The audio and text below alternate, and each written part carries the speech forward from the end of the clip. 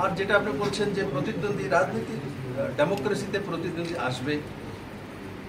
প্রতিদ্বন্দ্বী থাকবে, প্রার্থীও হবে। আমি আগেই বলেছি, আমি সবার কাছেই প্রার্থনা করব যে প্রার্থী তো সবাই হবে, অন্যান্য পার্টি থেকেও দেবে, কিন্তু আমি ত্রিপুরার সমস্ত মানুষের কাছে, তার মধ্যে প্রার্থীও আছে,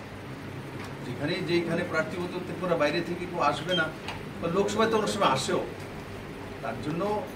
পুরো ভারতবর্ষের মধ্যে যে কোনো জায়গায় যে কোনো লোকসভা বা রাজ্যসভা দাঁড়াতে পারে। আমি তাদের কাছেও আশা করব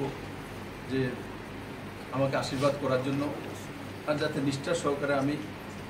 কাজ করার যে সুযোগটা পেয়েছিলাম আগে, এখনও রাজ্যসভার এমপি হিসেবে আছি, আগামী দিনও যাতে করতে পারি।